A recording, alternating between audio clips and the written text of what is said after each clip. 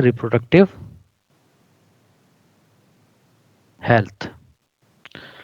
तो reproductive health में बेटा हम कौन कौन से टॉपिक्स पढ़ते हैं? पहले टॉपिक का नाम है बर्थ कंट्रोल मेथड। पहले टॉपिक का नाम क्या है? Birth birth control method. Control. Birth हाँ, control method. Yes, birth control methods की किस तरीके से हम प्रेगनेंसी को रोक सकते हैं, कौन कौन सी डिवाइसेस, कौन कौन से कॉन्ट्रासेप्टिव्स ऐसे हैं जिनसे हम प्रेगनेंसी को रोक सकते हैं, वो सब हम बर्थ कंट्रोल मेथड से पढ़ेंगे।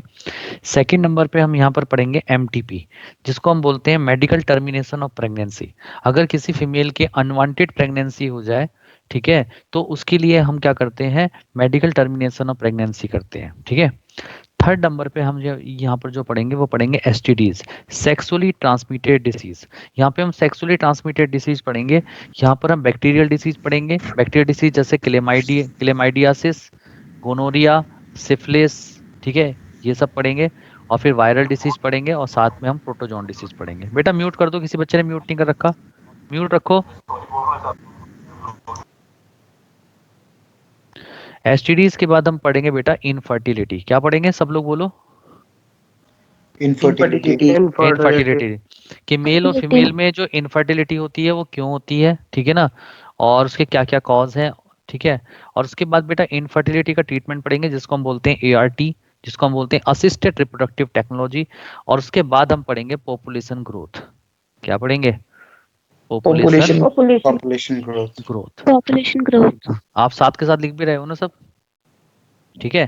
तो ये जो 6 टॉपिक हैं, इन 6 टॉपिक को हमें इसमें कवर करना है। और रिप्रोडक्टिव हेल्थ में ये मान के चलो बेटा लगभग 3 से 4 क्वेश्चन जो है नीट के अंदर आएंगे। तो 3 से 4 क्वेश्चन आ रहे हैं एक चैप्टर के अंदर से, इसका मतलब बहुत इंपॉर्टेंट चैप्टर है, तो कोई बच्चा इस चैप्टर को छोड़ेगा नहीं। तो सबसे पहले हम टॉपिक स्टार्ट कर रहे हैं बर्थ कंट्रोल मेथड्स। कौन सा टॉपिक स्टार्ट कर रहे हैं? Birth birth control control method. Methods. Birth control methods. तो चलिए बर्थ कंट्रोल मेथड स्टार्ट करते हैं। तो अपनी कॉपी में हैंड डाल दें सब लोग, बर्थ कंट्रोल मेथड।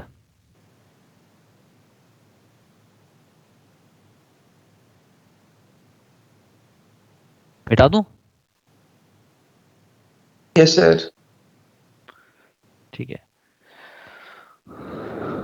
आप लोग लिखोगे क्योंकि आज शेयर तो हो नहीं पाएगा कुछ भी,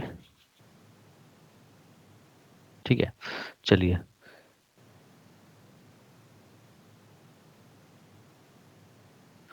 तो सबसे पहले हैंड डालें आप लोग कॉन्ट्रासेप्टिव्स। सबसे पहले हैंड डालें कॉन्ट्रासेप्टिव्स। कौन बच्चा बताएगा कॉन्ट्रासेप्टिव्स क्या होते हैं? जल्दी बताइए, बोलो। क्या बात है बेटा, पार्टिसिपेट नहीं कर रहे हो पढ़ने में? बोलो कॉन्ट्रासेप्टिव्स किसको बोलते हैं, हिंदी में बता दो, जैसे भी जो जानते हो वैसे बता दो। कंसेप्शन को अवॉइड प्रिवेंट करने के लिए जो भी यस, डिवाइसेस हम यूज जो करते हैं वो कंसेप्शन को रोक दें, प्रेगनेंसी को रोक दें, उन डिवाइसेस को हम नाम देते हैं कॉन्ट्रासेप्टिव्स। लेकिन कॉन्ट्रासेप्टिव्स के यूज करने से हमारे रिप्रोडक्टिव ऑर्गन्स पर या रिप्रोडक्टिव हेल्थ पर कोई भी इफेक्ट नहीं पड़ना चाहिए, तभी हम कॉन्ट्रासेप्टिव्स का यूज करेंगे, अदरवाइज यूज नहीं करेंगे। क्लियर? तो कॉन्ट्रासेप्टिव्स की सर। डेफिनेशन लिखिए, कॉन्ट्रासेप्टिव की डेफिनेशन लिखिए जल्दी से सब लोग, लिखिए। They are the devices which prevent, लिखिए जल्दी से, they are the devices which prevent conception or pregnancy, CONCEPTION, conception or pregnancy without interfering in the reproductive health, without interfering in the reproductive health of the individual, of the individual in any way, in any way। बात समझ में आई नहीं आई आप लोगों को? बोलो। Yes sir. ठीक है, यस तो सर। यानी कि कंट्रास उसके विदाउट, उसके नीचे डार्क लाइन कर दीजिए, प्रिवेंट कंसेप्शन और प्रेगनेंसी। यानी कि ऐसी डिवाइसेस जो प्रेगनेंसी और कंसेप्शन को रोकती हों, ऐसी डिवाइसेस को हम नाम देते हैं कॉन्ट्रासेप्टिव्स। और उनका कोई भी साइड इफेक्ट किस चीज के ऊपर नहीं होना चाहिए? जल्दी से आंसर दें सब लोग। रिप्रोडक्टिव ऑर्गन्स पे। Reproductive health. हाँ, रिप्रोडक्टिव हेल्थ या ऑर्गन्स जो भी कह सकते हैं, ठीक है। चलिए हैंड डालिए। अब आता है कि करेक्टरिस्टिक्स क्या होनी चाहिए आइडियल कॉन्ट्रासेप्टिव्स पे, तो हैंड डालिए। characteristics of characteristics of ideal contraceptives। भाई हम किसी कॉन्ट्रासेप्टिव्स को तो आइडियल कॉन्ट्रासेप्टिव्स कहें तो कब कहेंगे, क्या क्या उसके अंदर फीचर्स होने चाहिए, क्या कैरेक्टरिस्टिक्स होने चाहिए? नंबर फर्स्ट लिखें। Number user first. User yes, friendly होना चाहिए। User friendly. यूजर, हाँ हाँ, यूजर फ्रेंडली का नो मतलब क्या और होता है? लेस। यूजर फ्रेंडली का मतलब क्या होता है, ब्रैकेट में लिख दें, comfortable and easy to use. हाँ हाँ बिल्कुल, comfortable and easy to use. अगर कोई कॉन्ट्रासेप्टिव कंफर्टेबली यूज हो रही है और इजी है उसको यूज करना, तो ऑब्वियस सी बात है कोई इंसान यूज करेगा। लेकिन अगर तामझाम होगा, बहुत ज्यादा मुश्किल होगा उसको ठीक है वियर करने में, तो ऑब्वियस सी बात है फिर उसको नहीं करेगा, आलस करेगा। तो यूजर फ्रेंडली होना चाहिए, यानी कि मतलब क्या है उसका, that is comfortable and easy to use. Clear है सबको? बोले? ठीक है। Yes second sir. होता है बेटा Yes, sir. absence of side effect. Absence of side effect, यानी कि उसको यूज करने से बॉडी के ऊपर कोई भी साइड इफेक्ट्स नहीं होने चाहिए। अगर साइड इफेक्ट्स होंगे तो कोई क्यों यूज करेगा, आप खुद सोचो। तो यानी कि साइड इफेक्ट नहीं होने चाहिए। Third, reversible in nature. Reversible होना चाहिए। कैसा होना चाहिए? रिवर्सिबल। रिवर्सिबल। रिवर्सिबल का मतलब क्या है कि जब प्रेगनेंसी नहीं चाहिए, ठीक है, तब उसको यूज करो, और जब प्रेगनेंसी चाहिए तो मत यूज करो। यानी कि नेचर कैसा होना चाहिए? रिवर्सिबल। तो लिख लो ब्रैकेट में, that is when the user wants to conceive, that is when the user wants to conceive, comma, it should be easy to interrupt. It should be easy to interrupted pregnancy। यानी pregnancy के against पूरी तरीके से effective होने चाहिए। अगर थोड़ा बहुत भी फेलियर के चांस हैं तो इसका मतलब प्रेगनेंसी हो जाएगी, फिर तो दिक्कत हो जाएगी। तो ब्रैकेट में लिख दें, नो चांस ऑफ प्रेगनेंसी या नो चांस ऑफ फेलियर। यानी कि फेलियर के चांस ना के बराबर होने चाहिए, तभी तो कोई यूज करेगा। अरे बात समझ में आ रही है? Yes, sir. और एक और चीज है बेटा, yes sir. Economic value. Value मतलब प्राइस, यानी वो उसकी वैल्यू भी बहुत कम होनी चाहिए। इकोनॉमिक ना लिख के लो लिखे तो ज्यादा अच्छा है। लो, लो वैल्यू या प्राइस, इसकी अगर लो वैल्यू होगी तभी तो एक गरीब आदमी भी खरीद पाएगा उसको। तो ये सारी की सारी जो करेक्टरिस्टिक्स अगर किसी कॉन्ट्रासेप्टिव्स में है तो हम उसको क्या नाम देंगे? Ideal contraceptives. क्या नाम देंगे? बोलो। Ideal contraceptive. Yes, Ideal ideal contraceptives. Contraceptives. ठीक है, चलिए तो स्टार्ट करते हैं आगे। लिख लिया यहाँ तक सब लोगों ने? लिख लिया? Yes, sir. Yes sir. Yes, sir. बता। Yes sir. चलिए, अब हैंड डालें आप, natural birth control methods.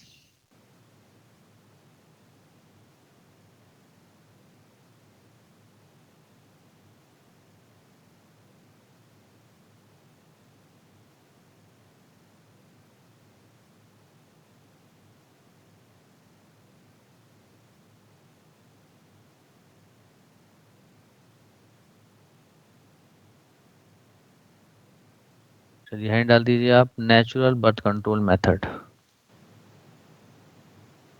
Natural birth control methods. अब एक बात बताइए, अगर किसी बर्थ कंट्रोल मेथड अगर नेचुरल है तो क्या इसमें कोई डिवाइस, कोई हार्मोन, कोई केमिकल्स का यूज हो रहा है? No sir. हाँ, तो नो, इसका मतलब इसका बॉडी के ऊपर कोई भी साइड इफेक्ट नहीं है। तो लिखिए इस पॉइंट, नहीं है। लिखिए, लिखिए इस पॉइंट को, they are the methods, they are the methods which do not require, which do not require any devices, comma medicines, comma medicines, medicines and hormones, so no side effect on body, so no side effect on body। इसका मतलब body के ऊपर कोई भी side effect नहीं होंगे। अब बेटा जो नेचुरल बर्थ कंट्रोल मेथड है ये 3 टाइप्स का हम यहाँ पे पढ़ते हैं। नंबर फर्स्ट, नंबर फर्स्ट लिखिए, नंबर फर्स्ट है रिदम मेथड। पहला मेथड कौन सा है बेटा बताओ? Rhythm method. रिदम मेथड, जिसको हम सेफ पीरियड भी बोलते हैं, सेफ पीरियड। सेकंड जो होता है वो होता है withdrawal method, withdrawal, DRAWL, withdrawal method. लिखते जाओ साथ साथ। इसको एक और नाम दिया जाता है कोइटस इंटरप्टस, कोइटस इंटरप्टस। और थर्ड मेथड का जो नाम है वो है लैक्टेशनल एमनोरिया।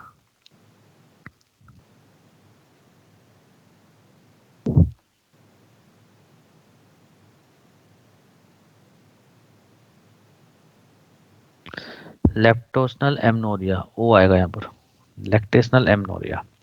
तो बेटा रिदम मेथड के बारे में पहले बात करते हैं। चलिए मैं आपसे एक छोटी सी बात पूछ रहा हूँ। चलिए आप सामने देखिए सब लोग, फिर मैं बाद में लिखवाऊंगा। आप लोग जानते हो कि मेंस्ट्रुअल साइकिल टोटल कितने दिन की होती है, बताइए। 28 days. 28 days. यस, यानी कि फर्स्ट डे से लेकर, फर्स्ट डे से स्टार्ट होती है और 28 डेज पे जाके कंप्लीट होती है, ठीक है। और आप लोग जानते हो मेंस्ट्रुअल साइकिल का जो 14th डे होता है, यानी कि मिड वाला part, 14th day, 14th day पे LH की कंसंट्रेशन क्या हो जाती है, हाई हो जाती है, जिसको हम नाम देते हैं High हो जाती LH सर्ज, सर्च। ठीक है। और अलोंग विद FSH वो यहाँ पे क्या करा देता है, Ovulation. ओवुलेशन करा देता है, Ovulation. ठीक है। अब ओवुलेशन जब हुआ, अगर within 24 hours, within 24 hours sperm ने स्ट्राइक किया तो फर्टिलाइजेशन होगा, अदरवाइज नहीं होगा। बात समझ में आई नहीं आई? Yes, sir. Yes, ठीक sir.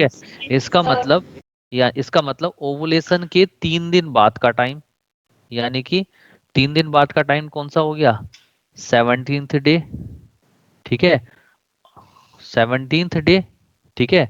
इसका मतलब मेंस्ट्रुअल साइकिल के, किसी फीमेल के मेंस्ट्रुअल साइकिल के 10th डे से लेकर 17th डे तक का जो पीरियड होता है उसको हम अनसेफ पीरियड मानते हैं फॉर प्रेगनेंसी, अनसेफ पीरियड मानते हैं फॉर प्रेगनेंसी, ठीक है। अब हमने ये टाइम पीरियड क्यों रहा, क्योंकि ये तो बेटा निश्चित होता नहीं, किसी फीमेल की मेंस्ट्रुअल साइकिल ओवुलेशन डे पहले भी हो सकता है, बाद में भी हो सकता है, इसीलिए हम एक एवरेज लेते हैं कि मेंस्ट्रुअल साइकिल के 10th डे से लेके 17th डे के बीच में अगर सेक्स किया जाए तो प्रेगनेंसी होने के चांस बढ़ जाते हैं, ठीक है ना। इसीलिए इसको अनसेफ पीरियड मानते हैं। और 10th डे के बाद का पीरियड यानी कि लेटर, एंड 10th डे से पहले का पीरियड यानी कि अर्ली पीरियड, ये सारे जो पीरियड होते हैं ये कैसे होते हैं बेटा, जल्दी से बताएं। Safe period. कौन से पीरियड होते हैं, जल्दी बताएं। Safe period. Safe period. Safe period. बात समझ में आई आपको, नहीं आई? बोलो। Yes, इसका sir. मतलब, इसका मतलब 10th डे से लेकर 17th डे तक का जो पीरियड होगा ये होगा अनसेफ पीरियड, और इसके बाद का पीरियड सेफ है, और इसका बीच पहले का पीरियड सेफ है। क्लियर है किसी को, कोई दिक्कत? No, No, sir. sir. ठीक है। अब क्वेश्चन ये उठता है कि ओवुलेशन का हम पता कैसे लगाएं, कैसे पता लगेगा कि ओवुलेशन हुआ। तो बेटा ओवुलेशन का पता लगाने पता कैसे लगता है कि जिस दिन ओवुलेशन होता है, ठीक है, उस दिन क्या होता है, सबसे पहली बात एस्ट्रोजन का लेवल हाई रहता है, एस्ट्रोजन का लेवल भी हाई रहता है, जिसकी वजह से ओवुलेशन डे जब होता है तो पहली बात तो 1 डिग्री फ़ारेनहाइट जो टेम्परेचर होता है वो फीमेल का राइज हो जाता है। कितना टेम्परेचर राइज हो जाता है फीमेल का, 1 degree Fahrenheit. ठीक है। और दूसरा चूंकि एस्ट्रोजन का लेवल हाई होता है तो जो सर्वाइकल म्यूकस होती है, सर्वाइकल जो म्यूकस होता है, यानी कि सर्वाइकल कैनाल के अंदर जो म्यूकस होता है वो कैसा हो जाता है, वो कैसा हो जाता है, विस्कस हो जाता है और अबंडेंट हो जाता है, बहुत ज्यादा अमाउंट में रिलीज होता है, ठीक है। बात समझ में आ रही है नहीं आ रही? तो इस साइन से हमें आइडिया लग जाता है कि पीरियड कौन सा चल रहा है, ओवुलेशन का टाइम चल रहा है। नहीं बात समझ में आई? Yes, sir. हाँ, तो इस मेथड को हम नाम देते हैं रिदम मेथड। बताइए आप सबको रिदम मेथड समझ में आया? तो रिदम मेथड से हम Yes, sir. किसी भी फीमेल का सेफेस्ट पीरियड और अनसेफेस्ट पीरियड फॉर प्रेगनेंसी को क्या कर सकते हैं, कैलकुलेट कर सकते हैं। क्लियर है सबको? बोलो, लिखवा दें? Yes, sir. Yes, sir. हाँ Yes, तो sir. लिख हाँ तो लिख हाँ तो लिखिए ओवुलेशन अकर रफली अबाउट द, जल्दी जल्दी लिखिएगा। ओवुलेशन अकर रफली about the middle of menstrual cycle, middle of menstrual cycle, middle of menstrual cycle। अगला पॉइंट लिखिए, fertility period when, fertility period when fertilization can occur up, fertilization can occur is up to 24 hours after ovulation। बताया था 24 घंटे के अंदर, up to 24 hours Yes, sir. after ovulation। So avoiding sex, so avoiding sex during the fertility period, during the fertility period, during the fertility period will naturally prevent, will naturally prevent conception, naturally prevent conception। लिख लिया यहाँ तक? अगला point लिखिए, ovulation period can be known as, ovulation period can be known as the basal body temperature rises, the basal body temperature rises by about 1 degree Fahrenheit during ovulation, 1 degree Fahrenheit during ovulation, during ovulation। Sir अगला, हाँ sir हाँ ये बेटा, वाला point repeat कर दीजिए। ovulation period can be known as the basal body temperature rises by about 1 degree Fahrenheit during ovulation। Thank you sir. हाँ, अगला पॉइंट लिखिए, cervical mucus is slippery abundant, cervical mucus is slippery abundant comma stretchable due to influence of estrogen hormone, due to influence of estrogen hormone. ठीक है, अगला point लिखिए, period prior to ovulation is safe, period prior to ovulation is safe, यानी कि ovulation से पहले का जो टाइम होता है वो क्या होता है बेटा, सेफ होता है। अगला पॉइंट लिखिए, period after 4th day of rise in temperature, period after 4th day of, after 4th day of rise in temperature is also consider, बताओ सेफ होगा अनसेफ होगा, सोच के बताओ। रिपीट करना है वाला नहीं। Period after 4th day of rise in temperature is also consider, बताओ सेफ होगा अनसेफ होगा? सेफ। सेफ होगा, क्योंकि टेम्परेचर जब राइज होगा इसका मतलब ओवुलेशन है, उसके 4 दिन बाद का जो समय होगा वो तो सेफेस्ट होगा ना। लिख दो, इज ऑल्सो कंसिडर सेफ। अगला पॉइंट लिखिए, it is however always better to avoid sex, it is however always better to avoid sex from day 10th to 17th of menstrual cycle, from day 10th to 17th day of menstrual cycle, यानी कि menstrual cycle के 10वें दिन से 17वें दिन तक का जो टाइम पीरियड होता है वो अनसेफ होता है और बाकी सारा टाइम क्या होता है, सेफ होता है। क्लियर है सबको? बोलिए। Yes sir. चलिए अब Yes, sir. दूसरा मेथड हम पढ़ते हैं जिसको हम बोलते हैं विड्रॉल मेथड या कोइटस इंटरप्टस। ठीक है, चलिए इसको पहले समझ लीजिए फिर लिखना है इसके बारे में।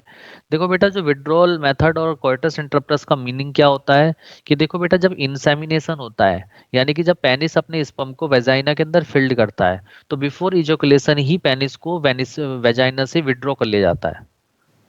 ठीक है, इसलिए इस मेथड को कहा जाता है विड्रॉल मेथड। लेकिन इस मेथड में ना फेलियर के चांस बहुत ज्यादा रहते हैं। वजह क्या है? दो रीजन है। पहली बात तो कुछ ऐसे स्पर्म्स होते हैं जो इजैकुलेशन से पहले ही यानी कि प्री इजैकुलेट हो जाते हैं, तो उसकी वजह से क्या हो सकती है? प्रेगनेंसी हो सकती है। और दूसरा रीजन क्या है कि जो इजैकुलेशन जो है, ठीक है, इजैकुलेशन से पहले पेनिस को विड्रॉ करना क्या होता है, डिफिकल्ट होता है। तो ये दोनों रीजन ऐसे हैं जिसकी वजह से ये मेथड के फेलियर के चांस ज्यादा होते हैं कम होते हैं, बताइए।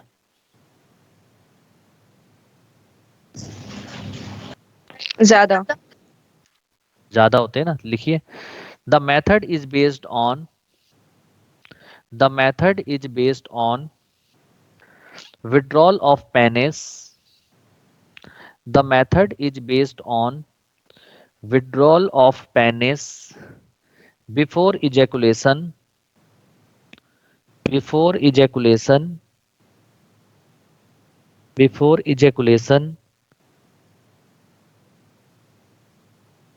अगला पॉइंट लिखिए। This method has a high failure rate due to pre-ejaculatory emission of sperms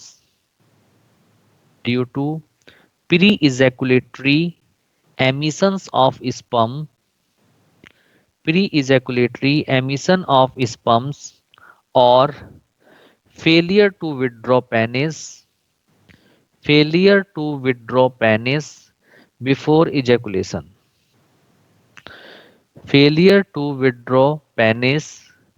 ejaculation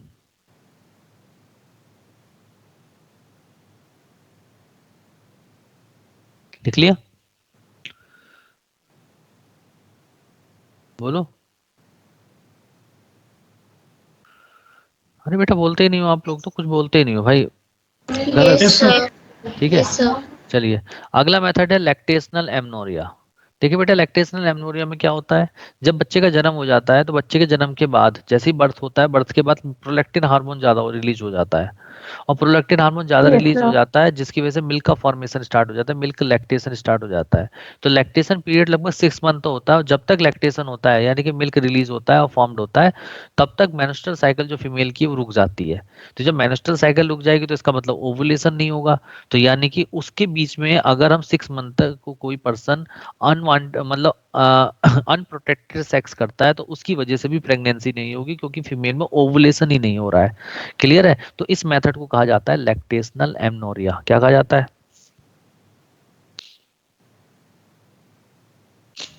lactational amenorrhoea. तुम लोगों के अंदर ना एनर्जी नहीं दिख रही, ऐसा लग रहा है जैसे बिल्कुल Lactational ammonia. थके हुए होते हैं ना लोग। तुम्हें तो तुम्हारी बात नींद आ जाए आदमी को। क्या हो गया तुम्हें? हैं? एनर्जी कहाँ चली गई? सिलेक्शन लेना है नहीं लेना है? लेना है सर। भाई वाह, भगवान करे तुम्हें सिलेक्शन मिल जाए, बिना पेपर दिए मिल जाए सिलेक्शन, क्योंकि तुम्हें देख के लग नहीं रहा कि तुम इतनी एनर्जी है तुम में। बड़ी दया आ रही है मुझे तुम्हारे ऊपर। ठीक है ना? ऐसा चाहिए तुम्हें, दया के हिसाब से चाहिए क्या सिलेक्शन, या फिर कॉन्फिडेंस दिखाओगे? कॉन्फ्रेंस दिखाएंगे सर। कहाँ कॉन्फिडेंस है तुम में, तो रोने को तैयार हो रहे हो, जैसे अभी छोड़ देंगे बस रो पड़ोगे। जिंदगी में पता नहीं कितने गम है तुम्हारे पास। अरे बेटा खुश होके पढ़ोगे, एनर्जी के साथ पढ़ोगे तभी तो भगवान साथ देगा। इतना थका हुआ आदमी कैसे कुछ करेगा? अरे समझ में आया नहीं आया? नहीं आ आया गया बात। सर। Yes sir. अरे आवाज ही नहीं आ रही यार तुम्हारी, तुम तो बोल ही नहीं पाते हो। आवाज आगे समझ में आया? Yes sir yes sir. आवाज नहीं आ रही, आवाज नहीं आ रही मेरे, आवाज नहीं आ रही मेरे पास। समझ में आया? जब Yes, तक मुझे sir. Yes sir. Yes. Yes sir. मुझे आवाज नहीं आ रही तुम लोगों की, तुम लोगों को बोलना नहीं आ रहा। समझ में आया? Yes, sir. आ गया. आ गया सर। यस सर आ गया बस। जिस बच्चे ने अगर आवाज तेज से नहीं बोला ना, मैं मुझे लगेगा नीट में सिलेक्शन नहीं है, और मेरी आवाज सोच लेना। समझ में आया? Yes sir Yes. सर। देखो, जितना तेज बोलोगे उतना अच्छा नीट में सिलेक्शन होगा, ऐसा मेरा दिल कहता है। बताओ, समझ में आया? Yes sir Yes, sir. क्या? देखो, अब आई ना एनर्जी तुम लोगों के अंदर, है ना? नीट का नाम दे दो। देखो, डर का ही भूत होता है, ठीक है ना? तुम्हारे अंदर डर बैठ गया कि नीट में नहीं होगा, बोल लो भाई, Yes, कुछ भी sir. कर लो, बोल लो। तो बोला बोला तुमने। Yes, ऐसे ही रहना है, खुश रहना है बेटा, बोलना है। अच्छे से खुश होके पढ़ो ना, चीजें सब समझ में आएंगी। रोते वो क्यों पढ़ रहे हो यार? कोई गम थोड़ी है दुनिया में, जब हम साथ हैं तुम्हारे, क्यों डर रहे हो? आगे बढ़ो। चलिए, तो लैक्टेशन एमनोरिया के बारे में लिखिए। Just after पार्चुराइजेशन, just after parturition there is a phase of amenorrhea, there is a phase of amenorrhea। amenorrhea का मतलब क्या होता है, ब्रैकेट में लिख दें, absence of menstruation। बेटा म्यूट कर दो, किसी बच्चे ने म्यूट नहीं कर रखा।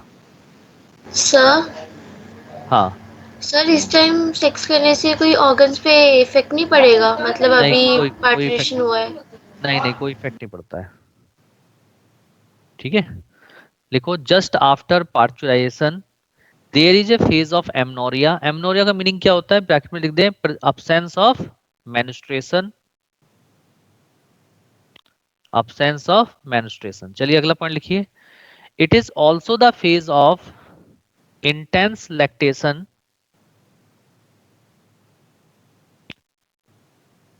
It is also the phase of intense lactation.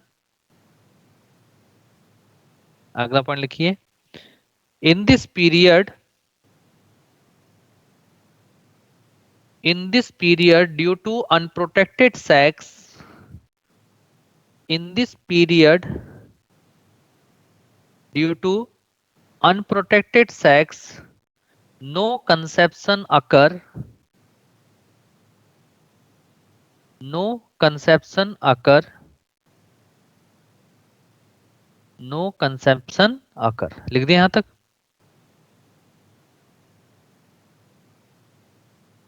Yes, sir. अगला पॉइंट लिखिए। The method is however, the method is however comma effective only up to the maximum period of 6 months, up to the maximum period of 6 month। Sir new page ना insert पे होगा, है? New page ना insert पे होगा, insert का option है ना ड्रॉ के साथ, अब उस बेटा पे इसी को होगा। कर लेते हैं, कोई नहीं, किसी और का लैपटॉप है, क्या पेज उसके यूज करने, कहेंगे बायोलॉजी डाल दी, ठीक है ना? चलिए, तो बताइए, ये तीनों मेथड समझ में आए आप लोगों को? बोलो हाँ, आए समझ में? हाँ, अरे आए समझ. यस सर हाँ सर, आगे ठीक है, समझ। आ गए ना? यस सर चलिए, सेकंड मेथड डालिए, बैरियर मेथड। बैरियर मेथड, बेटा मैं तो हमेशा हंसता रहता हूँ, तुम पता नहीं क्यों गमों में रहते हो।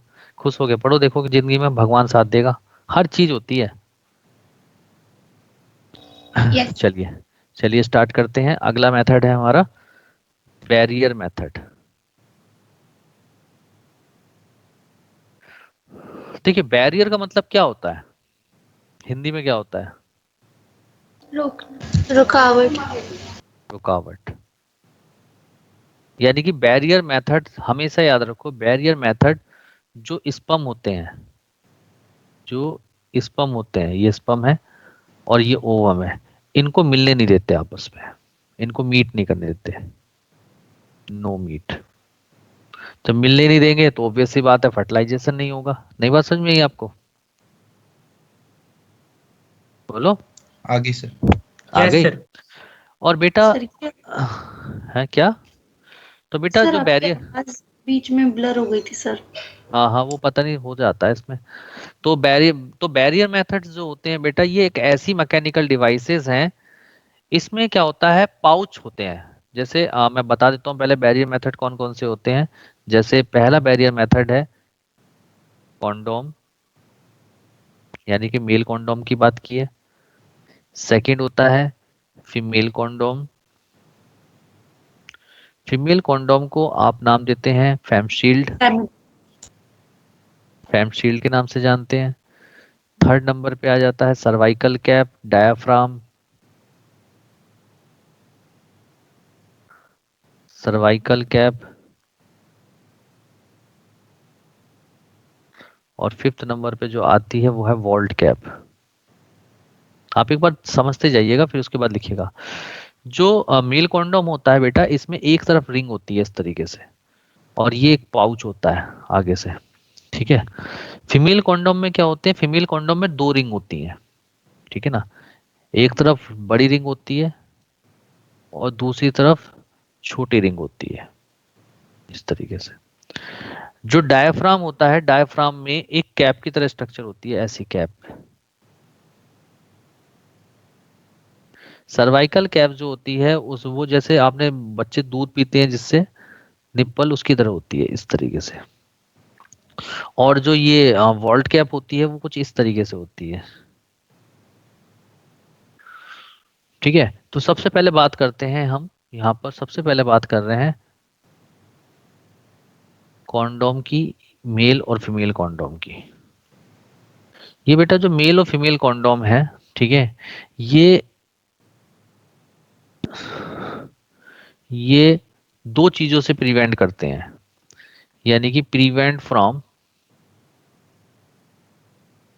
एसटीडीज, यानी कि सेक्सुअली ट्रांसमिटेड डिसीज से बचाएंगे, एंड एड्स से बचाएंगे। किससे बचाएंगे, एड्स, एक्वायर्ड इम्यूनो डेफिसाइंट सिंड्रोम से बचाते हैं। क्यों बचाते हैं, क्योंकि इसमें क्या होते हैं, जब स्पर्म रिलीज होते हैं तो वो इस पाउच के अंदर भर जाते हैं। तो जब पाउच में भर जाएंगे तो यानी कि फीमेल की वेजाइना में स्पर्म गए ही नहीं, तो इन्फेक्शन ही नहीं जाएगा। नई बात समझ में आई आप लोगों को, बोलो। इससे आगे। ठीक है। जबकि जो डायफ्राम, सर्वाइकल कैप और वॉल्ट कैप, ये एक ऐसी मैकेनिकल डिवाइस है जिनको हम इंसर्ट कर देते हैं फीमेल रिप्रोडक्टिव ट्रैक में। जैसे ये फीमेल रिप्रोडक्टिव ट्रैक है, ठीक है, ये ठीक है, ये यूट्रस है, उसके बाद ये सर्विक्स है, और उसके बाद यहाँ पर वेजाइना है। यानी कि वेजाइना है, सर्विक्स है और यूट्रस है। तो हम क्या करते हैं, इस डायफ्राम को ठीक है, उंगली की हेल्प से, फिंगर की हेल्प से अंदर इंसर्ट कर देते हैं सर्विक्स वाले पार्ट में, और वो इस तरीके से चला जाता है। और जाने के बाद यहाँ पे क्या कर देता है, रास्ते को ब्लॉक कर देता है। तो जब स्पर्म यहाँ पे रिलीज होंगे तो वो यहाँ से पास नहीं हो पाएंगे, जिसकी वजह से वो फैलोपियन ट्यूब में नहीं पहुंच पाएंगे। नई बात समझ में आई आपको, यस सर, आ ठीक गई। है। इसका मतलब जो डायफ्राम, सर्वाइकल कैप और वोल्ट कैप है, इसको सेल्फ इंसर्ट कर सकते हैं। सेल्फ यानी कि अपने आप इंसर्ट कर सकते हैं। तो जब सेल्फ इंसर्ट कर सकते हैं तो बताओ, प्राइवेसी जो है, पर्सनल जो प्राइवेसी है, वो मेंटेन रहेगी या डिस्टर्ब हो जाएगी। मेंटेन रहेगी। यस, प्राइवेसी मेंटेन रहेगी। क्लियर है सब लोगों को, हाँ या ना, बात समझ में आई। सर तो चलिए, फीमेल वाले में तो दोनों तरफ से होल है, तो वो कैसे प्रिवेंट करेगा। क्या चीज इसमें, सिर्फ ये इसमें एक एंड जो होता है क्लोज होता है और दूसरा एंड जो होता है ओपन होता है। एक एंड क्या रहेगा, क्लोज, और दूसरा एंड रहेगा ओपन, ठीक है। ठीक है, तो चलिए पहले लिखना स्टार्ट कीजिए। बैरियर मेथड में लिखिए पहले। बैरियर मेथड में क्या है, लिखिए, they are the mechanical devices which prevent, they are the mechanical devices, जल्दी जल्दी लिखिए बस। They are the mechanical devices which prevent the deposition of sperms, the deposition of sperms into the vagina, into the vagina and their passage into uterus, and their passage into uterus. अगला point लिखिए, they can be self inserted, they can be self-inserted by the users. They can be self-inserted by the user in complete privacy. In complete privacy, ताकि complete privacy रहे. In complete privacy.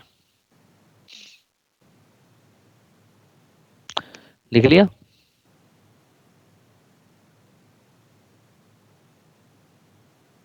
लिख लिया बच्चों? Yes sir. चलिए अब heading डालिए सबसे पहले मेल कॉन्डोम. तो बेटा मेल कॉन्डोम किस चीज का बना होता है? पहले लिख लो किस चीज का बना होता है? ट्यूबुलर लैटेक्स शीट का. Tubular latex sheet. Tubular latex sheet का बना होता है which is rolled over the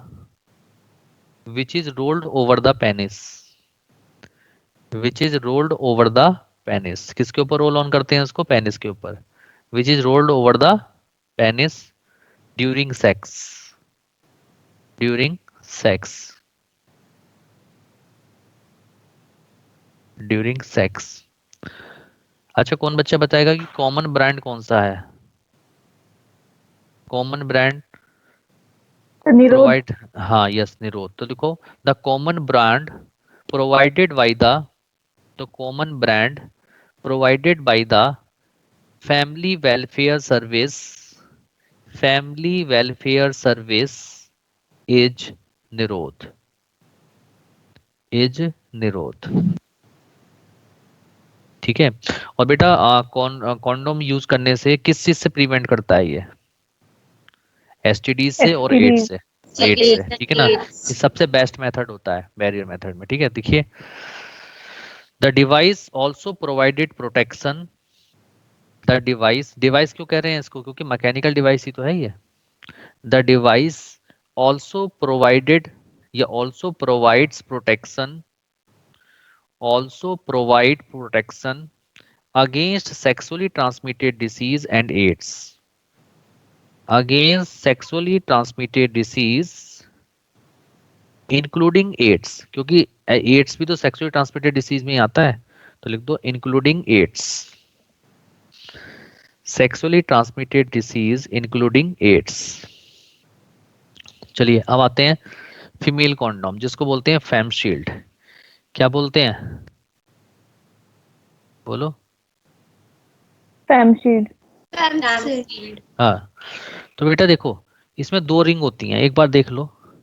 इसमें एक आउटर रिंग होती है. पहले मैं लिख रहा हूं यहाँ पर. देखो आउटर रिंग होती है और एक होती है इनर रिंग. Inner ring. अगर दोनों को तुम देखो मैंने जिस तरीके से बनाया इनर रिंग स्मॉल दिखाई दे रही है आउटर रिंग स्मॉल दिखाई दे रही है? Inner ring. हाँ. तो यानी कि इनर रिंग जो है स्मॉल है और आउटर रिंग कैसी है? लॉन्गर है ना. और आउटर रिंग क्या होती है? ओपन होती है. और इनर रिंग क्या होती है? क्लोज होती है. तो हम क्या करते हैं कि इसमें क्या करते हैं फिंगर की हेल्प से इसको इंसर्ट कर देते हैं सर्विक्स में. किसमें इंसर्ट कर देते हैं? सर्विक्स में. तो सर्विक्स के अंदर क्या होगा? एक पाउच बन जाएगा. क्या बन जाएगा सर्विक्स के अंदर? जल्दी से बताओ. पाउच. हाँ. सर्विक्स के अंदर हमने इसको इंसर्ट कर दिया इस तरीके से. देखिए हम इसको ऐसे इंसर्ट कर देते हैं. ठीक है. तो ये अंदर की तरफ ऐसे जाती है और इस तरीके से इंसर्ट कर देते हैं. अब इसमें जब पेनिस से स्पर्म रिलीज होंगे तो वो इस पाउच में इकट्ठे हो जाएंगे. फिर हम इसको बाहर खींच के इसको डिस्पोज कर देंगे. नई बात समझ में आई आपको? Yes sir. ठीक है. तो यहाँ पे जो फीमेल कॉन्डोम बना होता है ये बना होता है पॉलीयूरिथेन पाउच का. किसका बना होता है? Polyurethane pouch. देखिए the device is made up of polyurethane. POLY urethane URETHANE. Polyurethane pouch with a ring at either end. At either end. Diagram भी बना लिया आप लोगों ने? यस. अगला the inner ring is smaller. the inner ring is smaller and present at the inner closed end and present at the inner closed end.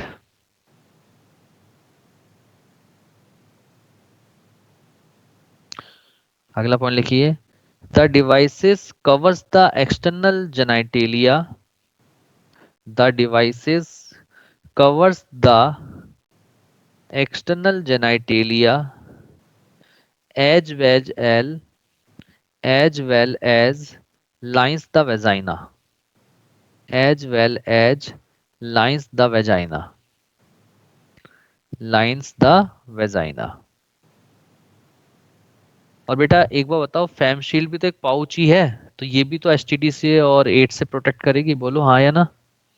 Yes, sir. तो लिखो, it also provided protection from STDs including AIDS. It also provide protection from STDs including AIDS, STDs including AIDS. चलिए अगला hand डालिए, diaphragm.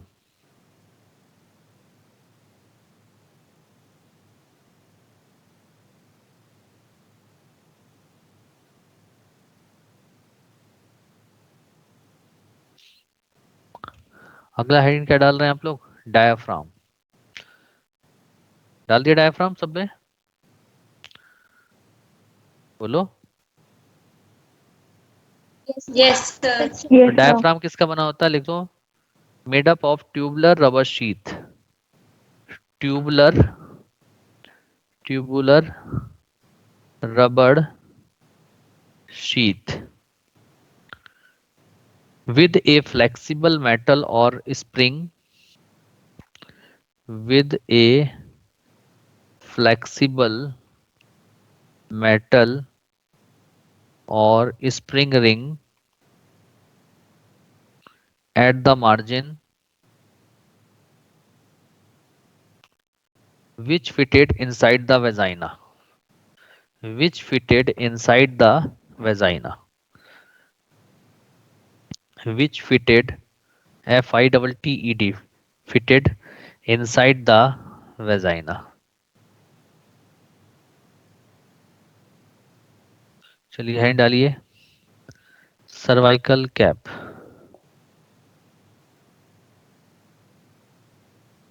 Cervical cap, देखो नाम से पता लग रहा है सर्वाइकल कैप है, तो बताओ कहाँ पे इंसर्ट किया जाएगा इसको? Cervical. सर्विक्स पार्ट में.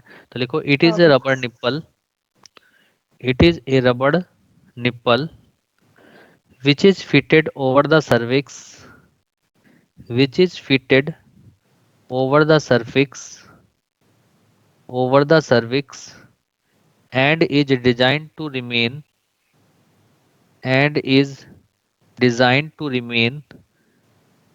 there by suction. आप लोगों ने देखा होगा जो रबड़ होती हैं उन पे थोड़ा सा पानी लगा के अगर कोई दबा प्रेस करते हैं तो चिपक जाती हैं वो सक्शन की वजह से.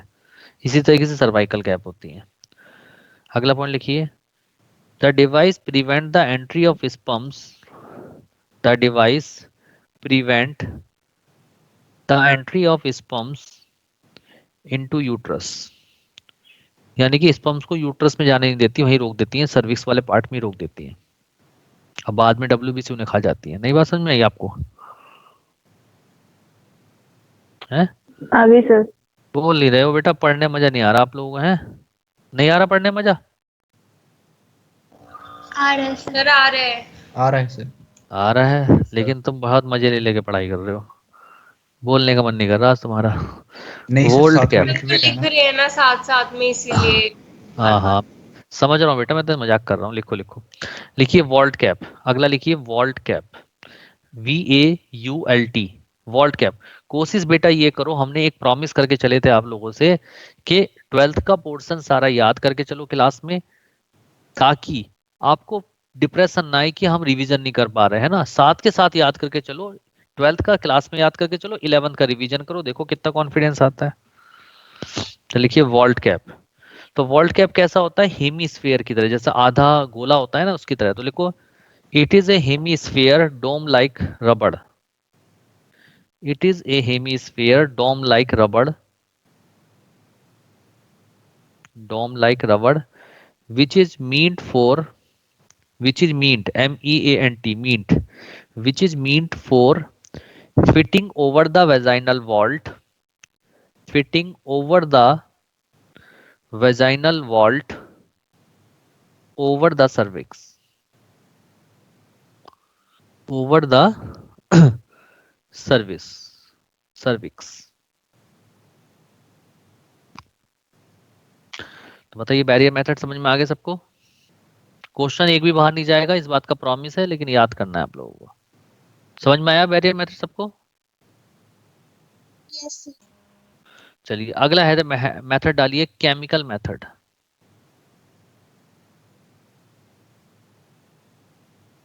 तो हाँ जी, ये जो लास्ट वाले तीनों ये एड्स से नहीं प्रिवेंट करते? नहीं नहीं ये नहीं कर पाएंगे, शुरू के दो ही, इसलिए मैंने दो को पहले लिख दिया था। ये 100% उसमें नहीं होते, ओके क्योंकि उसमें तो पाउच यूज हो रहा है ना, इसमें कोई पाउच यूज नहीं हो रहा है, इसमें तो सिर्फ एक बैरियर की तरह लगा दिए गए हैं। इसीलिए मैंने बेस्ट मेथड कहे थे कॉन्डोम, है ना, बैरियर में।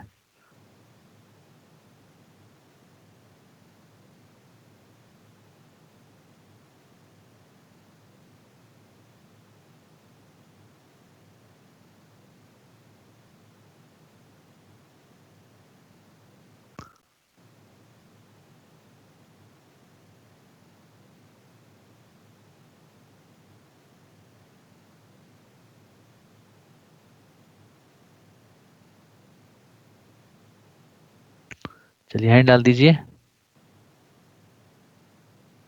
Chemical methods. देखिए केमिकल मेथड्स क्या होते हैं बेटा, मेरी बात को समझिएगा, है ना। इधर देखिए, जैसे ये फीमेल जेनाइटल सिस्टम है ना, ये इसकी फैलोपियन ट्यूब हो गई, यूट्रस हो गया, सर्विक्स हो गया। सेम इस तरीके से ये है, ठीक है, सबको दिखाई दे रहा है? बोलो हाँ या ना। यस तो बेटा जो केमिकल्स को हम अलग अलग फॉर्म में लेते हैं, जैसे केमिकल को टैबलेट फॉर्म में ले सकते हैं। किस फॉर्म में ले सकते हैं? बोलो। टैबलेट। हाँ टैबलेट। हाँ टैबलेट की फॉर्म में ले सकते हैं, ठीक है। जैसे टैबलेट का एग्जांपल कोई बता सकता है? क्लोरोमिन-टी। क्या है बेटा? बोलो। क्लोरोमिन-टी, क्लोरोमिन-टी ये इसको बोलते हैं कॉन्टैब, कॉन्टैब के नाम से भी जानते हैं। या केमिकल को टैबलेट की फॉर्म में नहीं लेना है तो क्रीम की फॉर्म में ले सकते हैं। क्रीम की फॉर्म में जैसे डेल्फन, बेस्ट एग्जांपल है डेल्फन, ठीक है। जेली की फॉर्म में केमिकल्स को लिया जा सकता है, जेली की फॉर्म में आती है केमिकल्स, जैसे एग्जांपल है परसेप्टिन, परसेप्टिन। या फिर यूज होता है वोल्पार पेस्ट, वोल्पार पेस्ट, ये दो एग्जांपल है। या फिर इसके फॉर्म में हो गया। अब फॉर्म की उसमें आ सकते हैं, जैसे एग्जांपल है फॉर्म की फॉर्म में आते हैं, जैसे एरोसोल फॉर्म, एरोसोल फॉर्म। तो किसी भी फॉर्म में केमिकल्स मेथड हम यूज कर सकते हैं। हमने क्या करा, बिफोर सेक्स, सेक्स से पहले क्या करते हैं, टैबलेट है, टैबलेट को हम क्या करते हैं, इंसर्ट करके वेजाइना से सर्विक्स में रख देते हैं। तो जब हम सर्विक्स में रख देते हैं, जैसे सपोज हमने टैबलेट रख दी, या यहाँ पे क्रीम लगा दी, या जेली लगा दिया, या फॉर्म लगा कर दी, तो उससे क्या होगा, वेजाइना और सर्विक्स वाले पार्ट के अंदर क्या रिलीज होगा, रिलीज होगा क्या क्या, सिट्रिक एसिड रिलीज होगा। क्या रिलीज होगा, जल्दी बोलो। Citric acid. हाँ सिट्रिक एसिड रिलीज होगा, या फिर लैक्टिक एसिड रिलीज होगा, यहाँ पर लैक्टिक एसिड रिलीज होगा, बोरिक एसिड रिलीज होगा, बोरिक एसिड, या फिर zinc sulphate, zinc sulphate release होगा, या पोटेशियम परमैंग KMnO4 रिलीज होगा। तो ये सारे केमिकल्स यहाँ पे रिलीज होते हैं, ठीक है। और ये केमिकल क्या करते हैं, स्पर्म को किल कर देते हैं, स्पर्म को क्या कर देते हैं, किल कर देते हैं। इसका मतलब ये नेचर में कैसे हैं, स्पर्मिसाइडल। कैसे नेचर में, जल्दी बताओ। स्पर्मिसाइडल। हाँ, स्पर्मिसाइडल। तो जब यहाँ पे जैसे ही पेनिस से स्पर्म रिलीज होंगे तो ये केमिकल्स उस स्पर्म को क्या कर देंगे, किल कर देंगे, जिसकी वजह से नेचर कैसा हो जाएगा इन केमिकल्स का, स्पर्मिसाइडल। और जब स्पर्म ही किल हो जाएंगे तो फैलोपियन ट्यूब में कौन से स्पर्म पहुंचेंगे जब मर चुके हैं। ठीक है। तो ऐसे मेथड को जिनमें हम केमिकल्स को अलग अलग फॉर्म में यूज करते हैं, हम टैबलेट भी रख सकते हैं यहाँ पर, हम क्रीम भी लगा सकते हैं, जेली की फॉर्म में भी ले सकते हैं, फॉर्म की फॉर्म में जैसा हो। अच्छा, फॉर्म की स्पेलिंग मैंने गलत लिख दी, FOAM होता है, ये R लिख दिया गलती से, फॉर्म। ठीक है। तो सर ये इफेक्ट नहीं करते फिर वेजाइना को? हाँ बेटा, जलन होती है इसकी वजह से, थोड़ी बहुत जलन वलन होती है, ठीक है, लेकिन वैसे कोई ऐसा कोई इफेक्ट नहीं, कोई दिक्कत नहीं आती। ओके। ठीक है ना। तो इस तरीके से केमिकल मेथड्स का हम यूज करते हैं। ठीक है, बात समझ में आई आप लोगों को, नहीं? लेकिन आज की तारीख में सबसे ज्यादा जो हम यूज कर रहे हैं, ठीक है, सबसे ज्यादा मेन जो हम सबसे ज्यादा यूज कर रहे हैं वो यूज कर रहे हैं हम एरोसोल फॉर्म। कौन सी यूज कर रहे हैं सबसे ज्यादा, बताओ। यस, एरोसोल फॉर्म यूज कर रहे हैं। एरोसॉल। हाँ, और इस एरोसोल फॉर्म के अंदर एक सबसे बढ़िया केमिकल होता है, नॉन ऑक्सिनॉल 9। और ये केमिकल जो होता है, ये केमिकल बहुत इफेक्टिव है, जो स्पर्म को किल कर देता है, जिसकी वजह से बिल्कुल प्रेगनेंसी नहीं हो पाती। और हम एरोसोल फॉर्म को ही क्यों यूज करते हैं कि फॉर्म क्या करता है, फ्लूइड को भी एब्जॉर्ब कर लेता है। तो लिखिए इस बात को, लिखिए, they are the contraceptive which contain spermicidal chemicals, which contain spermicidal chemicals। और बेटा अगला पॉइंट लिखिए इसमें, the contraceptives are introduce in vagina, the contraceptives are introduce in vagina prior to sex, prior PRIOR, prior to sex, sex से पहले इसको use करते हैं। ठीक है। तो बेटा ये एग्जाम्पल जो लिख रखे हैं मैंने आपको, जल्दी जल्दी एग्जाम्पल लिख दो फटाक से। टैबलेट में कौन सा एग्जाम्पल है, क्रीम में कौन सा एग्जाम्पल है, जेली में, फॉर्म में, जल्दी से लिख दो। फॉर्म की स्पेलिंग है FOAM, फॉर्म। सर आपने स्पर्मिसाइडल के बाद क्या लिखा, तो क्या बताया था? स्पर्मिसाइडल के बाद क्या बताया था? सर लिखने में वो लिख पा रहे थे ना अच्छा, आप? हाँ तो लिखो स्पर्मिसाइडल केमिकल्स। ओके। जल्दी से एग्जाम्पल लिख दो सारे।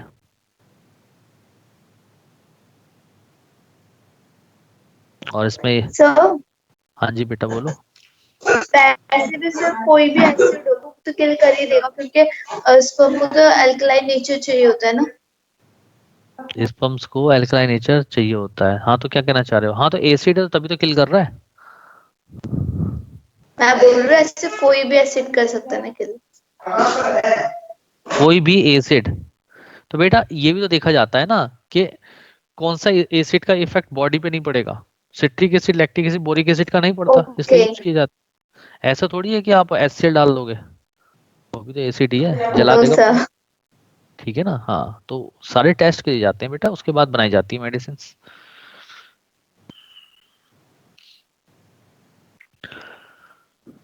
ये भी लिख लेना कि कौन कौन से केमिकल रिलीज करता है, ये केमिकल्स के नेम लिख लेना, citric acid, lactic acid, boric acid, zinc sulphate and KMnO4।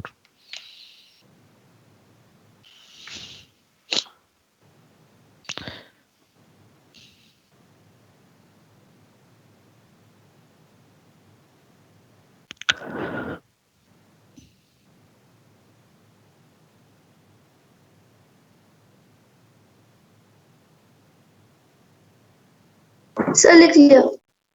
लिख लिया। चलिए हैंड डालिए, इंट्रा यूटराइन डिवाइसेस।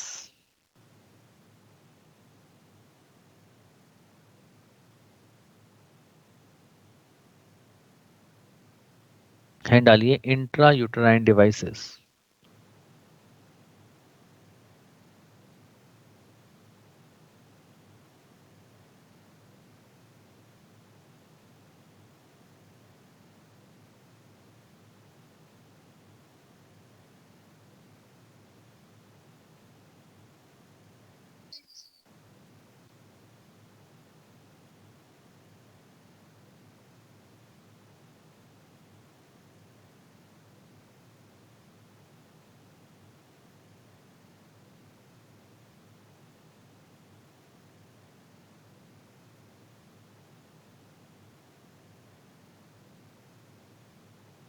है डालिए इंट्रा यूटराइन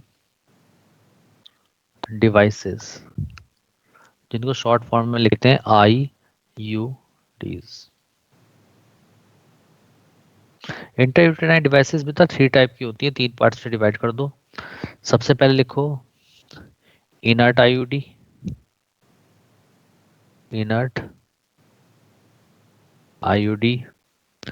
सेकंड होती है copper containing IUD, copper containing IUDs।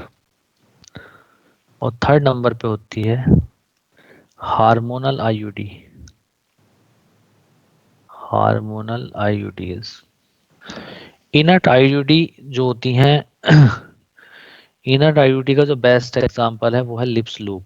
क्या है बेटा? लिपीज लूप, लिपीज लूप। क्या है बेटा जल्दी बताओ? हाँ, लिपीज लूप। और लिपीज लूप किसकी बनी होती है? ये बनी होती है पॉलीइथाइलीन, पॉलीइथाइलीन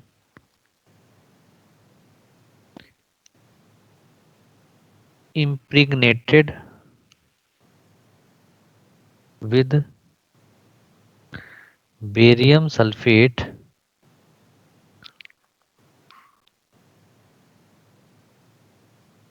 और stainless steel,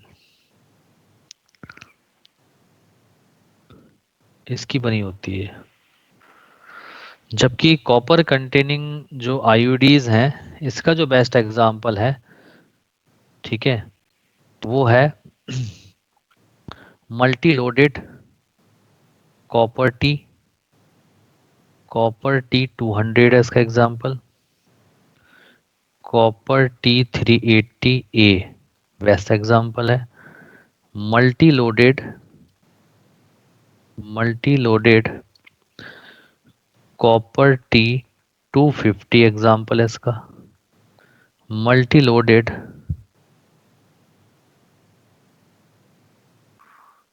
copper T375 example है बेस्ट, कॉपर T380 एग्जांपल है, कॉपर 7। ये सारे एग्जांपल हैं कॉपर कंटेनिंग IUD की।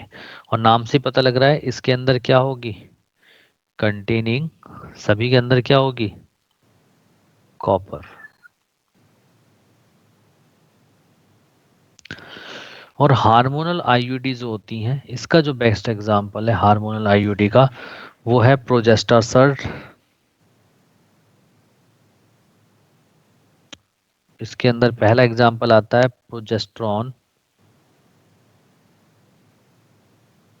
प्रोजेस्ट्रॉन IUD, जिसमें प्रोजेस्ट्रॉन का यूज करते हैं। जैसे एग्जांपल है प्रोजेस्टासर्ट।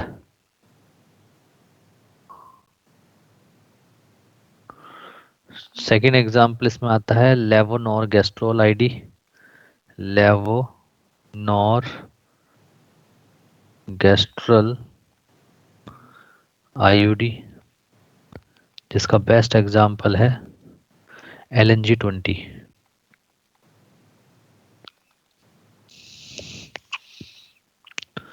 तो इन दोनों ही डिवाइसेस में हम यूज करते हैं यूज्ड प्रोजेस्ट्रॉन हार्मोन।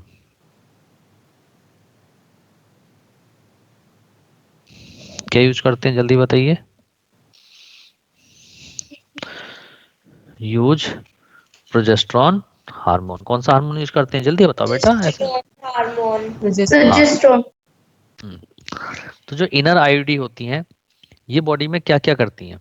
पहली बात तो बेटा जो इनर्ट IUD है ना, इनका फंक्शन जो है क्लियर नहीं है। ये बात नोट पॉइंट में पहले डाल दो कि जो इनर्ट IUD का जो फंक्शन है वो एक्चुअल मैकेनिज्म क्लियर नहीं है। लिख लो the exact mechanism of inert IUDs contraception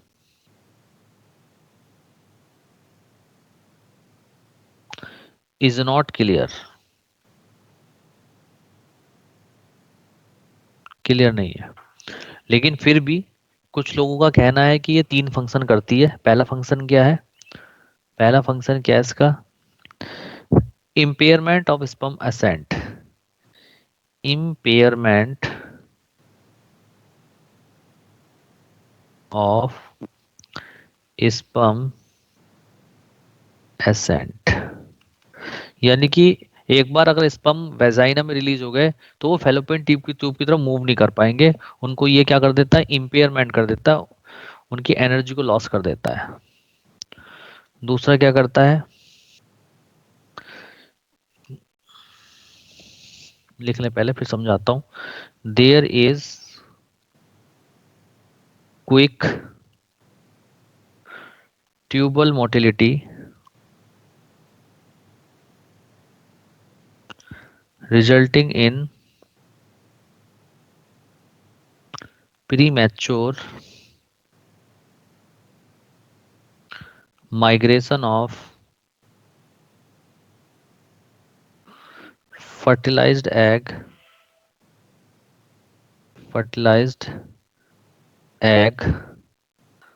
into uterus before it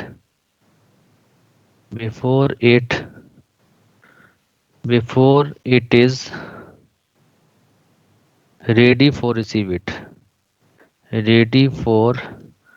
receive it. मतलब ये है कि ये प्रीमैच्योर जो है, प्रीमैच्योर फॉर्म में फर्टिलाइज एग को रिलीज कर देता है यूट्रस के अंदर। तो जब प्रीमैच्योर फॉर्म में रिलीज होगा तो यूट्रस में चिपक के भी कोई फायदा नहीं है, क्योंकि प्रीमैच्योर है वो। बात को समझ रहा है नहीं समझ रहे हो? बोलो बोलो। Yes sir. ठीक है। और थर्ड फंक्शन क्या है? ये थर्ड फंक्शन इसका क्या है?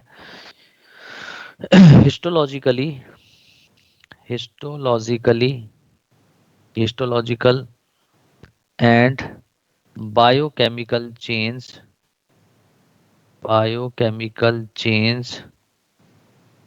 in endometrium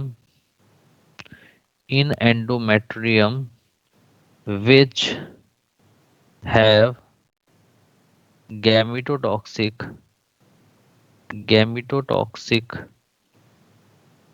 and spermicidal effect.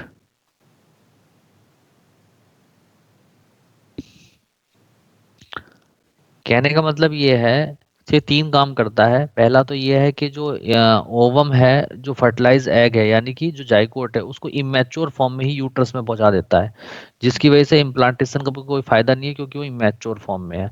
दूसरा, ये एंडोमेट्रियम वॉल के अंदर हिस्टोलॉजिकल और बायोकेमिकल चेंज कर देता है, जिसकी वजह से गैमेट्स क्या हो जाते हैं? मर जाते हैं, यानी कि स्पर्म किल हो जाते हैं।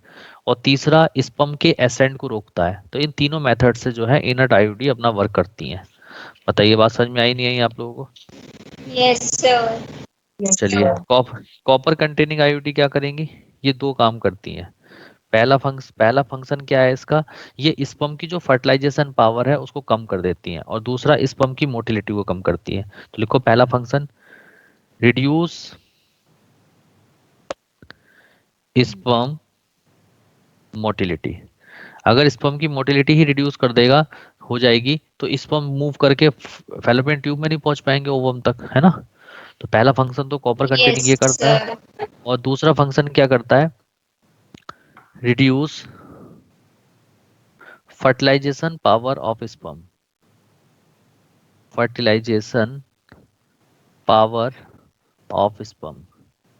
स्पर्म की फर्टिलाइजेशन पावर को कम कर देता है। जब स्पर्म की फर्टिलाइजेशन पावर, जिसको हमने नाम दिया था कैपेसिटेशन पावर, जब वही कम हो जाएगी तो कैसे वो एग को फर्टिलाइज करेगा? बोलो हाँ या ना? Yes Yes, sir. sir. ठीक है। लेकिन बेटा जो कॉपर कंटेनिंग आईओडी है, इसका एक लाइफ टाइम होता है। ठीक है, जैसे कॉपर 380A की बात करें तो ये इसको हम केवल 3 से 5 साल तक यूज 3 to 5 ईयर्स के लिए ही यूज कर सकते हैं। वजह क्या है?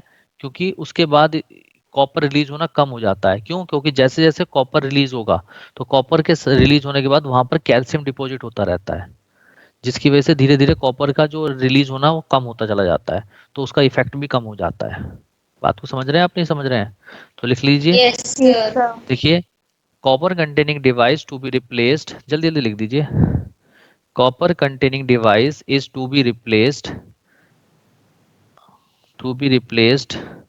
after 3 to 5 years, when copper release become scanty, scanty मतलब कम हो जाता है, due to calcium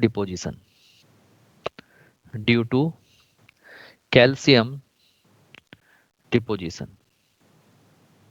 चलिए, हार्मोनल आइडेंटिटी बेटा क्या करती हैं? ये एन ओवुलेशन कर देती हैं। क्या कर देती हैं? बोलो। एनोव्यूलेशन। हाँ, एन ओवुलेशन का मतलब नो ओवुलेशन, ओवुलेशन रोक देती हैं। क्यों? क्योंकि इसमें प्रोजेस्टेरोन रिलीज किया गया है, और प्रोजेस्टेरोन को मैंने आपको बताया था, जब प्रोजेस्टेरोन बाहर से दे जाएगा तो एलएच क्या हो जाएगा? कम हो जाएगा बॉडी के अंदर, और जब एलएच कम हो जाएगा तो ओवुलेशन नहीं हो पाएगा, क्योंकि एलएच ही तो एंडोमेट्रियल जितने भी फॉलिकल लेयर्स थे उनको रप्चर करता था। याद करो। Yes, sir. ठीक है, इसका Yes, मतलब sir. ल्यूटियल जो कॉर्पस ल्यूटियल एक्टिविटी है वो कम होगी, ज्यादा होगी? कम हो जाएगी, कम। यानी कि इनसफिशिएंट हो जाएगी। तो लिखिए, these devices release small quantities of hormones which suppress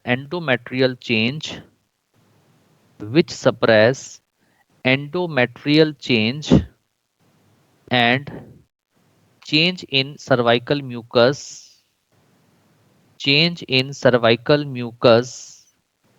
causes an ovulation, लिखा हुआ है सामने, causes an ovulation and insufficient luteal activity